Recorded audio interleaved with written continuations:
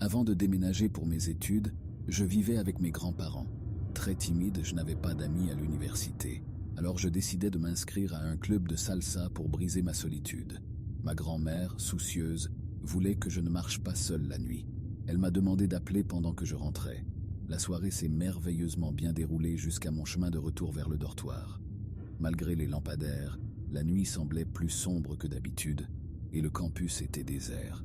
Au loin, sous un lampadaire, se tenait une silhouette. En m'approchant, le profil du sinistre clown tueur est devenu évident. Son masque blanc contrastait avec des yeux noirs profonds et un sourire sanglant, sa bouche étant fendue de chaque côté.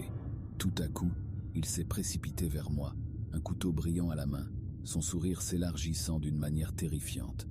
Instinctivement, j'ai couru, poussé par l'adrénaline, tandis que ma grand-mère, au téléphone, essayait de comprendre la situation à travers mes cris et ma respiration haletante.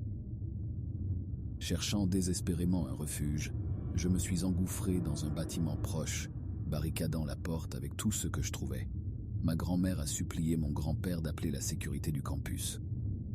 Le silence régnait à l'intérieur, mais les bruits de pas du clown résonnaient à l'extérieur. Sa présence oppressante était palpable. Quelques minutes plus tard, qui me parurent des heures, j'ai entendu des sirènes. Les pas du clown se sont éloignés, remplacés par ceux des officiers de police. Ils m'ont escorté jusqu'à mon dortoir et j'ai appris plus tard qu'ils avaient arrêté le clown. Depuis cet incident, je ne sors plus la nuit. Je vois ce sourire partout. Je ne dors plus, je ne vis plus. Ça me hante encore la nuit. Ça s'est passé les vacances d'été de mes 16 ans. On était partis en famille dans un chalet dans le sud de l'Espagne, perdu en pleine forêt. Il y avait mes parents, ma petite sœur Elsa, Eitan et mon cousin. Après un barbecue joyeux, ces vacances idylliques se sont transformées en cauchemars. Vers minuit, alors que je sortais pour chercher du bois, un cri de femme glaçant a fendu l'obscurité. Je découvre ma mère effondrée sur le sol, les yeux écarquillés de terreur. Un groupe d'individus armés sortait du chalet. Leur leader a demandé de l'argent. Le visage de ma petite sœur était pâle. La main tremblante de mon père tenait la sienne, essayant de la rassurer. Puis, un faux pas. Un cri étouffé. L'un des agresseurs a bousculé Elsa. Elle est tombée, la tête heurtant une pierre.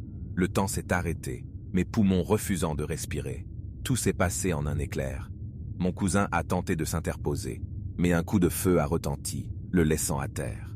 Ayant pris tout ce qu'ils voulaient, ils ont disparu dans la forêt, laissant derrière eux un silence assourdissant et une famille brisée. Cette nuit-là, j'ai perdu une part de mon innocence et le poids de la culpabilité me pèse encore. Au cœur de Rome, j'avais déniché un appartement sur Airbnb qui semblait sorti d'un conte. Un palazzo ancien, ses murs étaient ornés de fresques décrivant des récits du passé. À mon arrivée, une étrange sensation m'envahit. La première nuit était merveilleuse, mais la suivante, une mélodie de piano, emplie de tristesse, me réveilla. Guidé par un mélange de curiosité et d'effroi, je découvris un piano à queue qui jouait seul. Chaque nuit, chaque fois la mélodie devient de plus en plus poignante. L'air devenait glacial et je sentais une présence. En fouillant, je tombais sur une photo d'une jeune pianiste ressemblant étrangement à moi. Lorsque j'interrogeai le propriétaire, il me parla d'Elena, jeune musicienne des années 1920, assassinée enceinte par son amant. La nuit avant mon départ, la mélodie devint assourdissante. Une voix susurra mon nom. Paniqué, je quittai cet endroit. De retour chez moi, en sécurité, je retrouve mes marques. Mais la nuit, l'atmosphère de mon appartement change. La mélodie retentit. Elena m'a suivi. C'était il y a quelques années. Je suis allée faire une balade à vélo autour de minuit avec un ami. Nous nous sommes séparés à la fin de la soirée et je devais parcourir encore 2 pâtés de maison seule. À cause de travaux, je devais rouler sur le trottoir, mais les rues étaient désertes. Ce n'était donc pas un problème, jusqu'à ce que j'arrive au point où je devais tourner à gauche pour rejoindre ma rue. Il y avait cet homme marchant seul, probablement dans la quarantaine, un peu négligé. Le trottoir était étroit et je ne voulais pas l'effrayer, alors quand je suis arrivée à environ 2 mètres derrière lui, j'ai dit « Hey, derrière vous !» Il s'est retourné et m'a lancé un regard glaçant. J'ai tourné dans ma rue et il a commencé à me suivre. Il allait me tuer. J'habite près et je ne voulais pas qu'il le découvre. Alors j'ai décidé de faire un détour. Lorsque j'ai fait le tour et que j'ai regardé en bas de la rue, je l'ai vu debout sur mon perron, fixant la rue comme s'il savait que j'habitais là. Il va revenir. J'ai perdu mon père à 12 ans. Je fixe la porte d'entrée. Une partie de moi espère le voir rentrer. Il ne méritait pas de se faire agresser. Pourtant, je l'avais pressé de déménager après avoir obtenu ce nouveau job. « Tout pour mon petit prince », disait-il. Alors pourquoi n'a-t-il pas lutté davantage? Personne n'est surpris de voir un homme en costume chic se faire acculer dans une ruelle sombre par un groupe d'hommes. Mais reconnaître le visage de mon père, juste avant que la balle ne le touche, m'a glacé le sang. J'ai hurlé, ils ont tourné la tête, j'ai fui. Maintenant, j'attends un bruit de clé, en vain. Je devrais appeler les secours, mais je suis paralysé. Il était tout pour moi. Et si seulement... « Hé, mon fils !» Mon père apparaît, indemne. Un moment, j'hésite entre le soulagement et la peur. Même costume, même sourire. Pourquoi me regardes-tu ainsi? Je t'ai vu mourir. Il me répond, grâce à Clone Mark 3000, je ne mourrai jamais. Soudain, des silhouettes apparaissent derrière lui, portant le corps inanimé de mon véritable père. Je fixe mon père. Non, je murmure. Tu es mon vrai père. Il rit. Faux. Même après m'avoir vu mourir, il y croit. Cela fait une décennie que ce n'est plus moi. La réalité me frappe. J'ai perdu mon père, et ce n'est qu'une de ses copies qui se tient devant moi. L'été de mes 17 ans est gravé dans mon esprit, un cauchemar que je voulais oublier. Mes parents m'avaient confié à l'Oasis des Perdus, une colonie de vacances au cœur d'une forêt oppressante. Malgré un cadre idyllique, une aura menaçante pesait.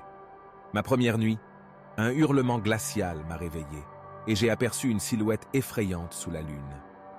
Les jours suivants, la paranoïa s'est installée.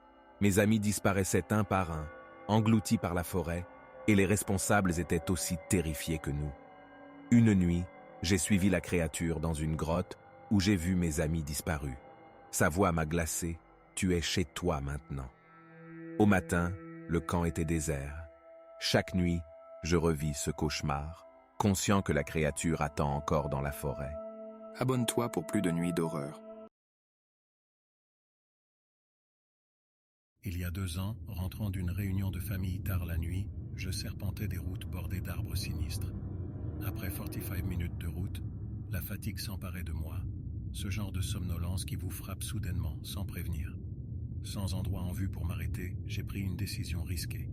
Je me suis caché derrière des buissons, en marge de cette route, espérant passer inaperçu pour une sieste rapide. Il était 23h22 quand mes yeux se sont fermés. Mais un bruit étrange m'a sorti de mon sommeil à 23h55. Des grattements. J'ai chassé ce son comme un simple mauvais rêve et me suis rendormi. C'est là qu'à 12h40, le bruit persistant a brisé mon sommeil, mon cœur palpitant. Dans mon rétroviseur, j'entrevise une ombre disparaissant dans les ténèbres. La panique m'envahit. Qui est-ce? Mes pensées étaient envahies d'histoires d'horreur, d'agresseurs cachés dans la nuit. Je démarrais précipitamment et à la sortie d'un virage, une voiture abandonnée se dressait, portière ouverte, semblant attendre un occupant. Un homme surgit, hurlant. Ce cri résonnait. « Sors de ta voiture, maintenant !» Mais mon instinct me poussait à accélérer, laissant derrière moi la peur et les secrets de cette nuit sombre. Chaque nuit, je me demande, qu'est-ce qu'il me serait arrivé cette nuit? L'été de mes 20 ans, j'ai obtenu un job au sein d'un célèbre parc d'attractions à Paris. Mon rôle? Gérer le manège, le tourbillon du temps, connu pour sa vieille horloge centrale. Peu fréquenté, il était assez isolé dans le parc.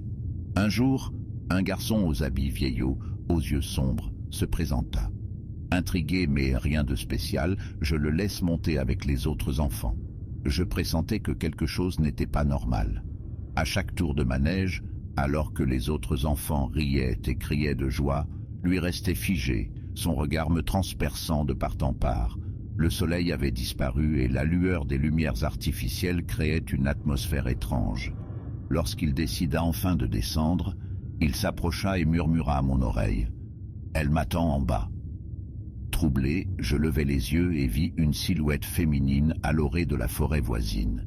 Sa présence me semblait familière, mais impossible de mettre un nom dessus.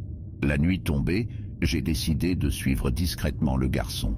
Il me conduisit dans une partie abandonnée du parc. Là, face à une vieille attraction fermée depuis des années à la suite d'un tragique accident, se tenait la femme. C'était ma mère, disparue dans cet accident quand j'étais enfant. Le petit garçon se tourna vers moi, les yeux emplis de tristesse. « Il est temps pour toi de savoir. » La réalité me frappa. J'étais cet enfant. J'étais mort ce jour-là avec ma mère,